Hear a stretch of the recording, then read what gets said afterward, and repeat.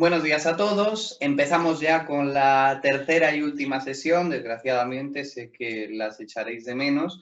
En esta vamos a tratar las consecuencias de la Declaración de Derechos del Hombre y del Ciudadano, qué consecuencias tuvo y su conexión con la Declaración de los Derechos Humanos de 1948. Terminamos, no sé si lo recordáis, la sesión anterior en el país de 1789, preguntándonos si la declaración, ya una vez proclamada, lograría la utopía que se proponía. Y algunos me preguntaréis, como soléis hacer con estos términos un poco difíciles, ¿qué es una utopía?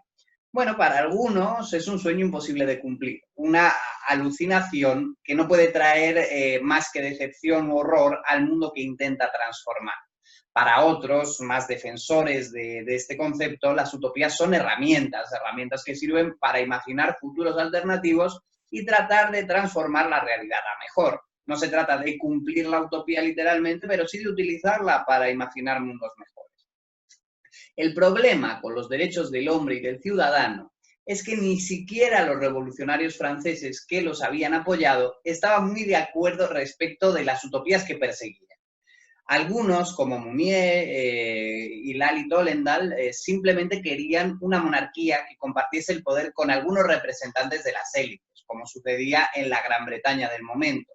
Estos no deseaban una revolución como tal, sino más bien una reforma pues, que les permitiese compartir el control del gobierno con la corona. Otros, como Mirabeau y Sieyès, que fueron los que más protagonismo tuvieron en la redacción de la declaración, querían ir un poco más lejos y que el nuevo sistema político se comprometiese de alguna manera a respetar todas las libertades civiles de los ciudadanos y aceptar que el poder le pertenecía al pueblo. Cuidado con esto. Esto no significaba ni muchísimo menos defender la democracia o la igualdad total. De hecho, esta gente que redactó la declaración dejó muy claro que aunque todos los hombres nacían iguales, su utilidad para la sociedad les podía hacer merecedores de mayores derechos políticos. Es decir, para ellos el Estado debía estar dirigido por una minoría educada y poseedora de propiedades. Para estos pensadores ilustrados, lo más importante no era que todos participasen democráticamente de la toma de decisiones o tuviesen el mismo acceso a la riqueza, sino que el gobierno asegurase el fin de los privilegios estamentales, el respeto a la propiedad privada y las libertades civiles de las que tanto hemos hablado. Este conjunto de valores es lo que hoy en día denominaríamos como liberalismo. Sin embargo, también hubo un grupo de revolucionarios más utopistas, liderados por hombres como Marat, Danton, Robespierre, que quisieron ir muchísimo más lejos, defendiendo un sistema de gobierno democrático, en que todos los hombres, y solo hombres en este caso, gozasen del derecho a votar y ser representantes, con independencia de si eran ricos o de su nivel educativo, ¿no? Este grupo llegó incluso a defender ciertos derechos sociales y económicos en un momento tan temprano. En el periodo en que este grupo controló el poder, ya en 1793, se redactó un nuevo borrador incluso de la Declaración de Derechos, en el cual se defendía que el gobierno debía intervenir en la economía para asegurar el acceso a la riqueza de todos los ciudadanos, sin excepción, así como su derecho al trabajo y su bienestar por medio de ayudas públicas. Fijaros lo actual de estos planteamientos. Vamos a pasar a la siguiente diapositiva, porque es importante que entendamos que la historia de la Revolución Francesa entre 1789 y 1799 es la historia de las luchas entre estos grupos que he mencionado para instalarse en el poder e imponer su respectiva utopía, es decir, sus propias ideas políticas transformadoras.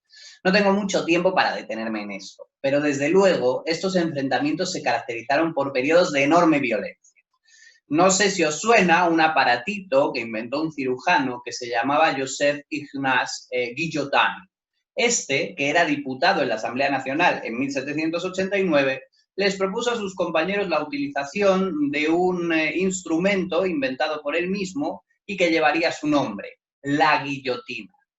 Este aparato tenía la ventaja de cortar rápidamente la cabeza de sus víctimas, permitiendo así ejecuciones masivas, sin que además se formaran grandes regueros de sangre que siempre eran difíciles de limpiar y problemáticos, ¿no? Pues bien, la guillotina fue empleada masivamente por estos grupos para eliminar a sus enemigos políticos. Sus víctimas fueron muchísimas, desde el propio rey Luis XVI hasta el mismísimo Robespierre, que durante su periodo de poder, conocido popularmente como el Terror, la había usado en innumerables ocasiones para eliminar a todo aquel que no aceptase pues, su forma de ver la revolución de alguna manera, ¿no? En estos años, que fueron absolutamente enloquecidos, se aprobaron varias constituciones y se proclamaron distintas repúblicas. Pero todo terminó, curiosamente, con la llegada al poder de un general que se autoproclamó emperador, Napoleón Bonaparte. Fijaros en las contradicciones que tuvo este proceso de más de 10 años que fue la Revolución Francesa. Este carácter tan violento y confuso que tuvo la revolución ha hecho que sea recordada de formas muy distintas. Para los sectores más conservadores, más derechistas, si queréis decirlo, la Declaración de Derechos del Hombre había sido una tapadera, un engaño, para justificar la sed de poder y de sangre de los revolucionarios radicales. Para muchos británicos de la época, entre los que destacó un conservador llamado Edmund Burke, por ejemplo, más que progresos políticos y sociales, la revolución solo había traído pobreza, hambre e inestabilidad. Aquí podéis ver una de las muchas ilustraciones que aparecieron por esa época en la prensa inglesa.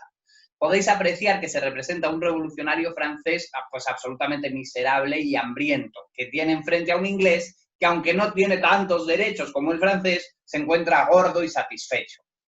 Incluso hoy en día, y esto es muy interesante, podemos ver representaciones que asocian la Revolución Francesa con el desorden público, la locura social y el terrorismo. Os invito a ver, si no lo habéis hecho ya, la película Batman: The Dark Knight Rises. Las imágenes de este film hacen muchas veces referencia evidente a la época del terror protagonizada por Robespierre.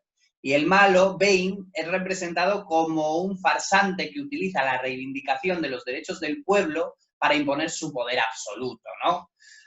Por otro lado, también hay una visión muy positiva, muy romántica de la Revolución Francesa, sobre todo en las culturas izquierdistas o progresistas. Una buena parte de los movimientos democráticos de los siglos XIX y XX pues reivindicaron su legado abiertamente, especialmente el gran aporte que había supuesto expresar con claridad cuáles eran los derechos que caracterizaban la dignidad de un ciudadano, de alguna manera. Pero como ya sé que hay muchos escépticos entre vosotros, sé que muchos me vais a preguntar, sí, profesor, esto es muy bonito, lo de la inspiración, que inspirase muchos movimientos democráticos, la Revolución Francesa, pero al final triunfaron verdaderamente los derechos recogidos en la Declaración. Ya hemos visto que en el contexto de inestabilidad y de violencia enorme que siguió a su aprobación, pues difícilmente pudieron cumplirse las cosas como son. Es verdad que las ideas de la declaración se expandieron como una verdadera pandemia por Europa y América, motivando todo tipo de revoluciones que reivindicaron el fin de las monarquías absolutas y de los privilegios. Pero también es cierto que estas revoluciones, nos pese más o nos pese menos, nunca lograron terminar de forma definitiva con los privilegios de la nobleza y de la Iglesia o con las formas autoritarias de gobierno. Tampoco, siento decepcionaros, lograron acabar con la pobreza, las desigualdades económicas o la marginación social. Instituciones tan injustas como la esclavitud, que consideraban a ciertos seres humanos como una propiedad que podía ser comprada, vendida o destruida según te apeteciese, sobrevivieron durante muchas décadas en países como Estados Unidos, Brasil o Cuba. El siglo que siguió a la declaración vio también cómo se expandían los imperios europeos y cómo estos, entre ellos la propia Francia, le negaban a los colonizados los derechos que los propios franceses disfrutaban en la metrópoli. Nuevas formas de exclusión, como el racismo, también se desarrollaron mientras los derechos ciudadanos trataban de sobrevivir de muy mala manera, ¿no? Ni siquiera cuando algunas de las ideas esenciales de la Declaración de 1789 eran incluidas en las nuevas constituciones de los distintos países, significaban una universalización verdadera de la dignidad y la libertad. Muchos historiadores muy brillantes han demostrado que las élites del siglo XIX trataron de asegurar que el derecho a voto quedase reservado para una reducidísima minoría de hombres propietarios, grandes colectivos como las mujeres y los obreros debieron luchar a lo largo de todo el siglo XIX y la primera mitad del siglo XX para acceder a la ciudadanía con mayúsculas. Pero sí hubo un aspecto de la declaración que claramente triunfó durante el siglo y medio que siguió a la Revolución Francesa, fue el nacionalismo. Los hombres que habían escrito la declaración trataron de relacionar muy estrechamente las ideas de ciudadanía, de derechos, de Estado y de nación. Su creencia era que los derechos humanos solo podían prosperar cuando existía un Estado nacional fuerte. Es decir, cuando un grupo de individuos con una misma lengua y unas tradiciones compartidas se daban a sí mismos un gobierno y unas leyes totalmente igualadoras. Esto provocó un proceso curioso, y es que aunque la Declaración de Derechos del Hombre tenía el fin de servir a todas las sociedades del planeta, no aspiraba a la creación de ningún tipo de gobierno mundial. Los derechos no eran universales, sino nacionales. Atentos a esta salvedad. Estaban únicamente vinculados al poder de cada Estado-nación para hacer que se cumpliese. No es casualidad que la era de las revoluciones le diera paso a la era de los nacionalismos, como he dicho. Esto condujo a una lógica de competencia entre estados, de enfrentamiento entre potencias y países, y finalmente a las dos grandes guerras mundiales que tuvieron lugar en la primera mitad del siglo XX. En la diapositiva podéis ver una de las muchísimas imágenes que representaron durante el siglo XIX a las naciones como entidades que competían, en este caso como animales, distintas potencias nacionales que compiten para comerse al dragón chino, en este caso, ¿no? Tenemos ahí al oso ruso, tenemos al león británico, tenemos al gallo francés, la idea de los estados nacionales como entidades que compiten para hacerse con el poder mundial. Fue al final de la Segunda Guerra Mundial cuando los países que habían derrotado al nazismo y al fascismo se dieron cuenta de que había llegado la hora de poner al día la idea de los derechos del ciudadano de nuevo.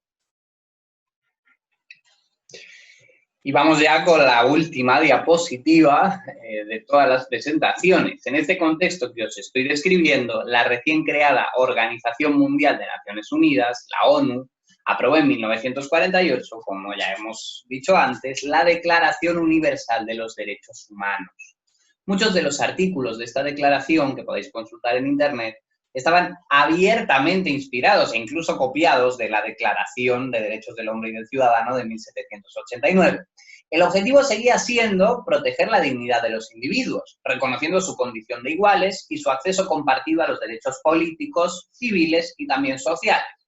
Sin embargo, había dos diferencias importantes. En primer lugar, la declaración ya no se refería únicamente al hombre, sino a la idea mucho más inclusiva de humanos, mujeres, hombres, niños y todos sus derivados que os podáis imaginar. Además, esta declaración ya no vinculaba los derechos a los estados nacionales, a la condición de ciudadano.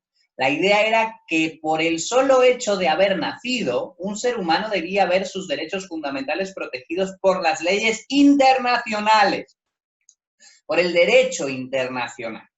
De esta manera, aun sin pertenecer a una nación, aun siendo inmigrantes o refugiados, los individuos debían ser tratados con dignidad.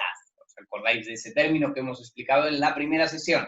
Así, los que hoy en día llamamos derechos humanos están claramente inspirados en la Declaración de Derechos del Hombre y del Ciudadano de 1789, pero nacieron con la aspiración de corregir sus fracasos y de ver nacer finalmente un mundo en que ni la raza, ni el sexo, ni el género, ni la riqueza, ni la nacionalidad fuesen factores importantes para determinar la dignidad que todos poseemos por el hecho, se supone, de ser personas. Entonces, bueno, concluimos ya. ¿Ha triunfado esta utopía de los derechos humanos? Pues yo creo que es evidente que no. Es decir, a día de hoy, 2020, después de ya 70 años de que se aprobase la Declaración Universal de Derechos Humanos, yo diría que no. Del mismo modo que la Declaración de los Derechos del Hombre y del Ciudadano, los derechos humanos han inspirado muchas cosas positivas, es verdad. Vivimos en un mundo seguramente más rico, más próspero y mucho más pacífico que el que existía en 1789 y en 1948. Desgraciadamente, las instituciones internacionales siguen siendo muy débiles. Nuestros derechos siguen muy estrechamente vinculados a nuestra nacionalidad. Los inmigrantes y los refugiados siguen siendo sistemáticamente maltratados y ninguneados. Seguimos viviendo en un mundo criminalmente desigual, donde además se reproducen todos los días nuevas formas de racismo, sexismo y xenofobia. Además, yo creo que nos enfrentamos a retos sin precedentes, retos nuevos, desastres sanitarios y medioambientales, retos tecnológicos, nuevas tensiones entre superpotencias, problemas sociales relacionados con el consumo desenfrenado y otros muchísimos males que se nos vienen encima.